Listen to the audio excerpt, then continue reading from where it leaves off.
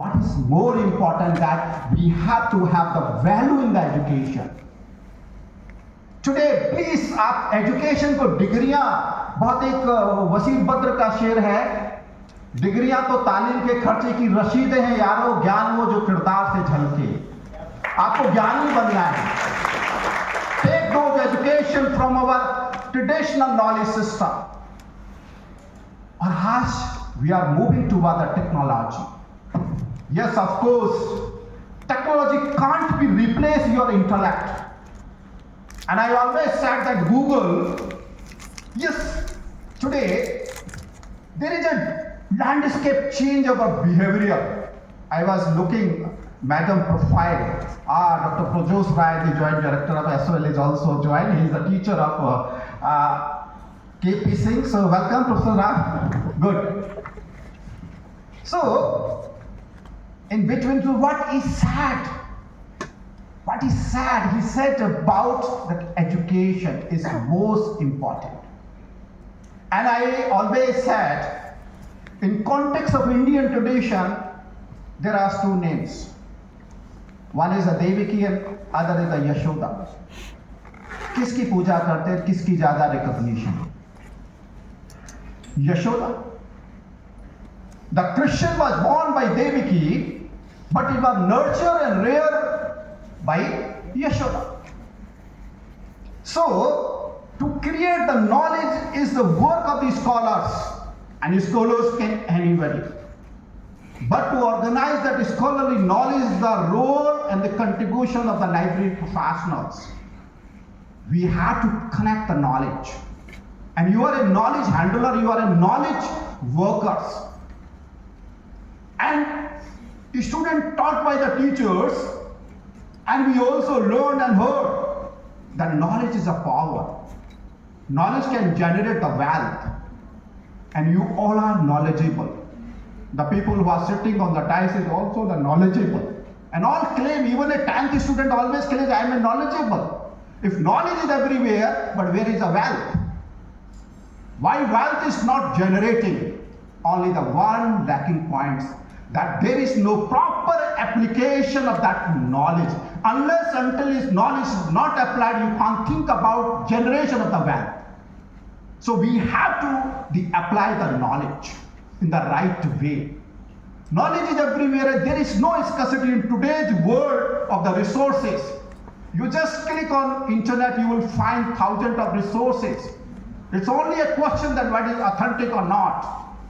But knowledge is everywhere, information is everywhere. और जो आज सबसे important ये है कि how we connect our student to the library. आज बहुत there is a shortfalls, there is a pitfalls in the students in the libraries. मैं उसके लिए चिंतित नहीं हूँ.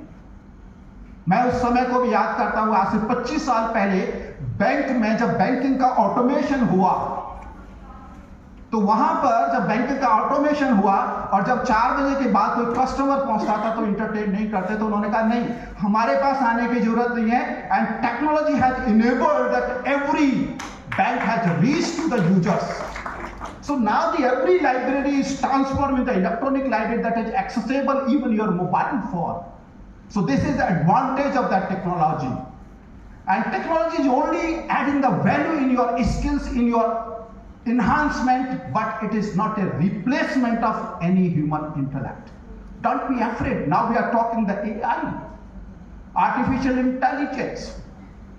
Why the artificial intelligence?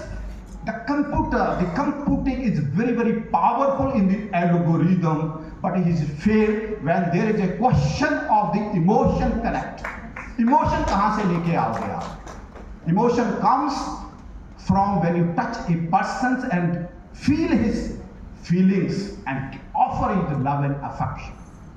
Technology is one side. Yes, we can't survive without the technology. Otherwise, तो हम रेस में रह जाएंगे पीछे. And now we feel proud. See the change of technology, the advantage of technology. जब COVID आया, nobody was ready to accept the COVID, but it was greatly affect the education sector also. But our library professionals, our educationists has converted the entire, they reach their classroom through the virtual classroom to their students. Even आप देखिए कि कितना बड़ा system जो हमारा Covid जो vaccination का हुआ, उसका जो डिजिटाइजेशन हुआ, आज फॉरेन लोग वाले स्टडी करते हैं कि 240 मिलियन लोगों को वैक्सीन लगाना, बूस्टर लगाना और उसका डेटाबेस आपका रखना, that is a big challenge. आज हम टेक्नोलॉजी में बहुत एडवांस कर रहे हैं। हमारा UPI system, study even the American Harvard university, जैसे क्लिक देते हैं तो उसमें आपका ट्रांजैक्शन आपका हो जाता है। This is the advantage of technology. आप टेक्नोलॉजी से 24/7 कनेक्ट हैं। आप स्मार्ट टेक्नोलॉजी यूज कर रहे हैं क्योंकि आप स्मार्ट हैं। मुझे नहीं पता आप इंटेलिजेंट हैं। मैडम रविन्द्रनाथ टैगोर जी की बात कर रही थी, बहुत अच्छी बात है। मैं उनका बहुत फॉलोअर हूं। मेरे यहाँ पे second floor madam Tagore hall से डेडिकेटेड है, वहां टैगोर जी की वो है। सी, आज हम कहें कि we are smart and we are using the smart technology, और हम बहुत सारा कीप इन टच हैं, लेकिन दिल और दिमाग से कोई टच में नहीं है आज की डेट में। मैं यूथ के लिए एक मैसेज देना चाहता हूं, yes somehow technology is essential necessary component, but technology ही जीवन नहीं है। आज कहीं ना कहीं हमारे इमोशंस को, कहीं ना कहीं हमारी फीलिंग्स को आपका सोशल मीडिया प्लेटफॉर्म, जो जिसे हम तीसरी आंख कहते हैं, तीसरा वर्ल्ड कहते हैं, जहां पर हर कोई कनेक्ट है। There was a time I think 30-40 पहले कि अगर हम पढ़े लिखे और कंप्यूटर, अगर इंग्लिश नहीं आती है तो हम अनपढ़ हैं, और उसके बाद में अगर पढ़े लिखे और इंग्लिश आती है और कंप्यूटर नहीं आता है तो अनपढ़ है। और आज की डेट में अगर हम पढ़े लिखे और इंग्लिश भी आती है और कंप्यूटर आती है और सोशल मीडिया पे अकाउंट नहीं है तो शायद हम आदिवासी हैं। ये चेंज हमने देखा है, और सारी हमारी हैप्पीनेस, हमारी खुशियों को वही कंट्रोल करता है। एंजाइटी का कारण भी वह, खुशियों का भी कारण है, और बहुत सारे फ्रॉड का भी कारण भी बन जाता है। तो बी वेरी केयरफुल। अगर हम कोई पोस्ट सोशल मीडिया पर डालते हैं, फेसबुक पर डालते हैं, ट्विटर पर डालते हैं, एक्स पर डालते हैं, इंस्टाग्राम पर डालते हैं, हमारी क्यूरियोसिटी होती है, हमारी एंजाइटी होती है कि किसने लाइक करा, किसने कमेंट किया, सारा कंट्रोल वहां से हो रहा है। उसको आप छोड़ दीजिए, सिर्फ उसको रैशनल एज एकेडमिक यूज करें। आज यूथ यहाँ बैठा है, और जो आज हम स्मार्ट टेक्नोलॉजी की बात करते हैं, इनोवेशन की बात करते हैं, आपको स्मार्ट बनना है। अदरवाइज तो समय ना लगाओ ये निश्चित करने में कि आपको क्या करना है, वरना समय जरूर निश्चित कर देगा कि आपका क्या करना है। उसका एक एग्जाम्पल, आपका नोकिया का ब्रांड आपने देखा होगा 10 साल पहले, जब हम हार्डवेयर की बात करते थे, नोकिया मोबाइल की बात करते थे, मोबाइल के नाम पर नोकिया को ऐसे नीचे छोड़ा जाता था, दिस इज द ब्रांड। आज नोकिया पूरा कंप्लीटली डायनासोर हो चुका है। क्यों? क्योंकि चेंज नहीं किया। 200 साल पहले अरस्तु ने भी, चार्ल्स डार्विन ने कहा था, it is not the question of created species will survive, only the species will survive which has the ability to adapt and change. So this is a time for adaptation of technology and change of your mindset. You had a good infrastructure. अगर आपने mindset अपना change नहीं किया है तो चाहे कुछ भी कर लो, कहीं कोई चेंज आने वाला नहीं है। तो चेंज के साथ चलना है, और हम तो वो हिंदुस्तानी हैं, हम तो वो भारतवंशी हैं कि हमेशा हमें प्रेशर में काम करने की आदत है। मुझे आज भी याद है जब कॉमनवेल्थ गेम्स हुए थे तो उस समय टीवी डिबेट में ये कहा गया कि जी कलमाड़ी साहब उस समय शायद अध्यक्ष थे, बाद में कंट्रोवर्सी हुई, दूसरा विषय है, पर मैं जो बात कोट करना चाहता हूं तो वहां ये हुआ कि ना अभी तैयारी नहीं है।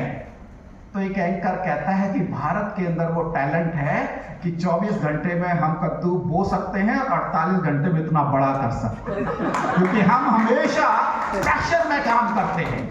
प्रेशर में हमारी परफॉर्मेंस निखर के आती है, और ये बच्चे भी देखते हैं कि जब एग्जाम होता है और एग्जाम के समय जब हम उसको याद करते हैं तो उसका 80 और 90% कंटेंट याद हो जाता है। लेकिन आप इसको कंसिस्टेंसी बनाइए, अगर आप इसको कंसिस्टेंसी बनाएंगे तो बहुत आगे आपको जाएगा, और आपको अपने आप में विश्वास होना चाहिए, अपना बेस मजबूत होना चाहिए। विवेकानंद जी बहुत पढ़ने के शौकीन थे, और शिकागो की लाइब्रेरी में वो पढ़ रहे थे।